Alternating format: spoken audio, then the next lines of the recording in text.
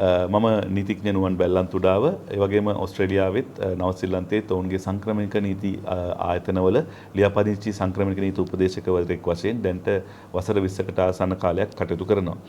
ඔබ සියලු දෙනාම මම අහන ප්‍රශ්නයක් තමයි මේ දවස්වල ඕස්ට්‍රේලියාවට සහ නව ශ්‍රීලන්තයට සංක්‍රමණය වීමට තිබෙන අවස්ථාවන් මොනවද කියන එක. එහිදී අපි ඔබට අද දිනේදී දැනුවත් කිරීමට බලාපොරොත්තු වෙන ඕස්ට්‍රේලියාවේ ක්වීන්ස්ලන්ත ප්‍රාන්තය ඔවුන්ගේ සංක්‍රමණික අවස්ථාවන් විවෘත කරලා තිබෙනවා මේ වෙන විට. ඒ සම්බන්ධයෙන් තොරතුරු ගෙන තමයි මේ වැඩසටහන අද දිනේදී අපි යොදා ගන්න බලාපොරොත්තු වෙන්නේ.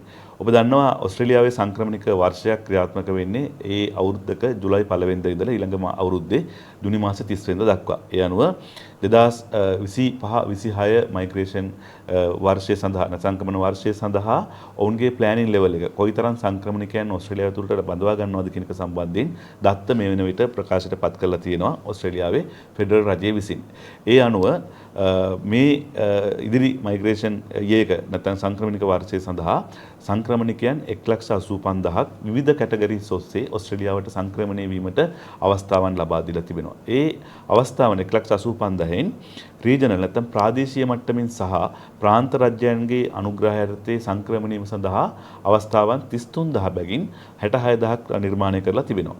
එතකොට මේ වන විටත් ඒ ප්‍රාන්ත රජයන් වලට අපි දන්නවා ඕස්ට්‍රේලියාවේ තියෙන ප්‍රාන්ත ක්වීන්ස්ලන්තය ඒ වගේම ඕස්ට්‍රේලියාවේ කැපිටල් ටෙරිටරි එක වික්ටෝරියා ඊළඟ New South Wales Adelaide Northern Territory මේ වගේ ස්ටේට්ස් වලට නැත්නම් ප්‍රාන්ත වලට වෙන් කිරීම කොයි ආකාරයෙන්ද සිද්ධ වෙන්නේ කියන එක සම්බන්ධයෙන් නිශ්චිත තීරණයක් තවම නැති නිසා ප්‍රාන්ත රාජ්‍යයන් විසින් මේ සංක්‍රමණික සඳහා ආරම්භ කිරීම නොකර කරලා තිබුණා වුණත් මේ වන විට ක්වීන්ස්ලන්ත රජය ඔවුන්ගේ සංක්‍රමණික ක්‍රියාවලිය ආරම්භ කරලා තිබෙනවා. හැබැයි මේ අවස්ථාවට අයදුම් කිරීමේ හැකියාවක් ඔබට නැහැ. ඔබට තිබෙන්නේ ඔබ ඕස්ට්‍රේලියාව ක්වීන්ස්ලන්ත ප්‍රාන්තයට සංක්‍රමණය කිරීමට නිපුණතා සංක්‍රමණයක් හැටියට එන්න බලාපොරොත්තු වෙනවා නම් ඔබේ කැමැත්ත ඔබේ ඉන්ට්‍රස්ට් එක රෙජිස්ට්‍රේෂන් ඔෆ් ඉන්ට්‍රස්ට් කරන්න අවස්ථාවක් මේ හරහා නිර්මාණය වෙලා තිබෙනවා. ඔබ දන්නවා 2032 වර්ෂයේදී ලෝකයේ ඉතාම ජනප්‍රියම ක්‍රීඩාවල වෙන ඔලිම්පික් ක්‍රීඩාවල පැවැත්වෙන ක්වීන්ස්ලන්ත ප්‍රාන්තයේ. ඒ නිසා අපි විශ්වාස කරනවා 2025-26 සංක්‍රමණීය වර්ෂය සඳහා ප්‍රාන්ත රාජ්‍යයන්ට වෙන් වෙලා තිබෙන සංක්‍රමණික අවස්ථාවන් වලින් වැඩි ප්‍රමාණයක් ක්වීන්ස්ලන්ත රාජ්‍යයට ක්වීන්ස්ලන්ත ප්‍රාන්තයට වෙන් වෙයි කියලා.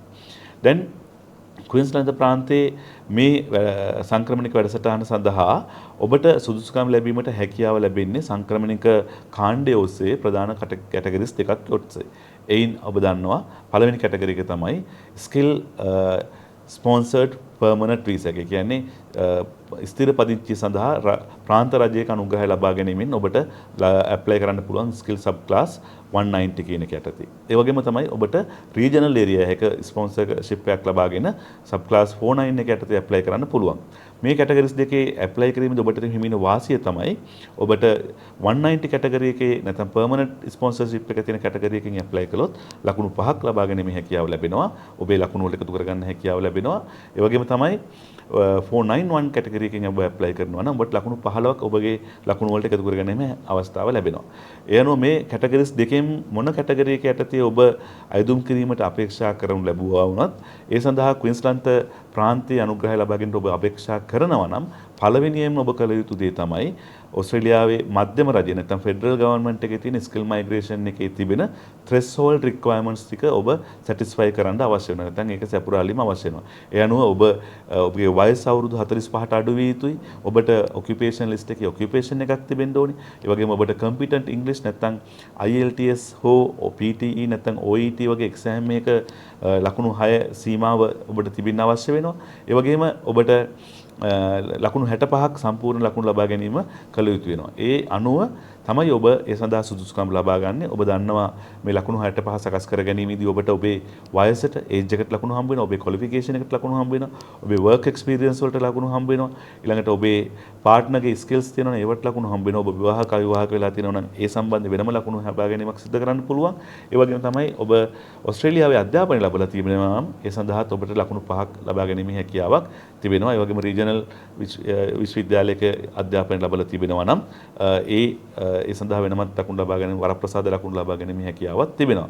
කෙසේ නමුත් මේ ඕස්ට්‍රේලියාවේ අධ්‍යාපනය ලැබීම හෝ නැත්නම් ඕස්ට්‍රේලියාවේ ප්‍රාදේශීය ප්‍රදේශයක අධ්‍යාපනය ලැබීම කියන කාරණා දෙකෙන් බැහැරව ලකුණු ලබාගෙනත් ඔබට ලකුණු 65 ලබා ගත්තොත් ඔබට ඕප්ෂෝ ඇප්ලිකන්ට් කෙනෙක් හැටියටත් මේ සඳහා සුදුසුකම් ලැබීමට හැකියාව ලැබෙනවා. දැන් ඕස්ට්‍රේලියාවේ මේ ක්වීන්ස්ලන්ත ප්‍රාන්තයේ සංක්‍රමණ වැඩසටහන ඔබට ස්ට්‍රීම්ස් 5ක් ඔස්සේ විවෘත කරලා තියෙනවා සංක්‍රමණික අවස්ථාවන් ලබා ගැනීම සඳහා. ඒකෙන් පළවෙනි එක තමයි ඕස්ට්‍රේලියාවේ ක්වීන්ස්ලන්ත ප්‍රාන්තයේ ඔබ ජීවත් වෙන්නෙක් නම් ඒ කියන්නේ ඔන්ෂෝ ඇප්ලිකන්ට් කෙනෙක් විදිහට ඔබට කොහොමද මේ සඳහා අයදුම් කරන්න හැකියාව තිබෙන්නේ කියන එක. ඒ ඔන්ෂෝ ඇප්ලිකන්ට් කෙනෙක් විදිහට ඔබට අයදුම් කිරීමට අපේක්ෂා කරනවා නම් ඔබ අපේක්ෂා කරන්නේ සබ් ක්ලාස් 190 එකට අයදුම් කිරීමට නම් ඔබ මේ වන විට ඕස්ට්‍රේලියාවේ මේ ROA එක නැත්නම් රෙජිස්ට්‍රේෂන් ඔෆ් ඉන්ට්‍රස්ට් එක යොමු කරන අවස්ථාව වෙන විට ඔබ ඕස්ට්‍රේලියා ක්වීන්ස්ලන්ත ප්‍රාන්තයේ මාස 9ක් ජීවත් වීම සහ සේවා කටයුතු කිරීම අවශ්‍ය වෙනවා. ඒ වගේම තමයි ඔබ 49 නැත්නම් සබ් ක්ලාස් 49 එකට ඇප්ලයි කිරීමට බලාපොරොත්තු වෙනවා නම් ප්‍රාදේශීය ඒ කියන්නේ අපි රීජනල් ඒරියා එකක් විදිහට අයිඩෙන්ටිෆයි කරපු ප්‍රදේශයක ක්වීන්ස්ලන්ත ප්‍රාන්තයේ මාස 6ක් ජීවත් වීම සහ වැඩ කිරීම අවශ්‍ය වෙනවා. ඒ වගේම තමයි එහිදී ඔබට අවුරුද්ද ඒ වැඩ කරන කාල සීමාව හැටියට ගණන් හැදින්නේ පැය 20ක කාල සීමාවක් සුමානකට වැඩ කරලා තිබීම අවශ්‍ය වෙනවා. ඒ වගේම තමයි ඔබ මේ ක්වීන්ස්ලන්තයේ තුල මේව රැකියා කරන කාල සීමාව තුළ ඔබ වැඩ කරලා තිබෙනවා කැෂුවල් වර්ක් කරලා තිබෙනවා නම් එහෙම නැත්නම් රැකියා අවස්ථාවන් දෙක තුනක වැඩ කරලා තිබෙනවා නම් මේ සියල්ල කම්බයින් කරලත් ඔබට මේ පැය 20ක අවශ්‍යතාවය සපුරා ගැනීමට හැකියාව තිබෙනවා. දැන් අපි දෙවෙනි කැටගරි එක ගත්තොත් නැත්නම් ඔබ බොහෝ දෙනෙක් උනන්දුවක් දක්වන ඕප්ෂෝ ඇප්ලිකන්ට් කෙනෙක් විදිහට කොහොමද ඔබ මේ සඳහා සුදුසුකම් ලබන්නේ කියන එක සලකා බලමු.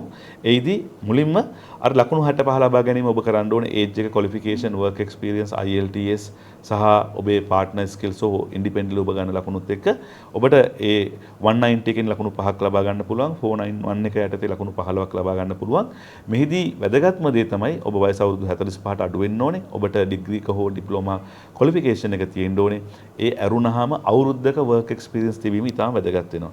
අවුරුද්දක වර්ක් එක්ස්පීරියන්ස් කියන එකෙන් අපි අදහස් කරන්නේ මොකද්ද? දැන් ඒක පෝස්ට් ක්වොලිෆිකේෂන් වර්ක් එක්ස්පීරියන්ස් එකක් වෙන්න ඕනේ. පෝස්ට් ක්වොලිෆිකේෂන් වර්ක් එක්ස්පීරියන්ස් එකක් කියලා කියන්නේ ඔබගේ මේ නම් කරන රැකියාවට අදාළ ඔබේ එකට සම්බන්ධ ක්වොලිෆිකේෂන් එක අවසන් කිරීමේ ඉඳලා අවුරුද්දකට පස්සේ ලබාගත්ත වර්ක් එක්ස්පීරියන්ස් එක වෙන්න ඕනේ. ඒක තමයි ස්කිල් වර්ක් එක්ස්පීරියන්ස් කියලා කියන්නේ.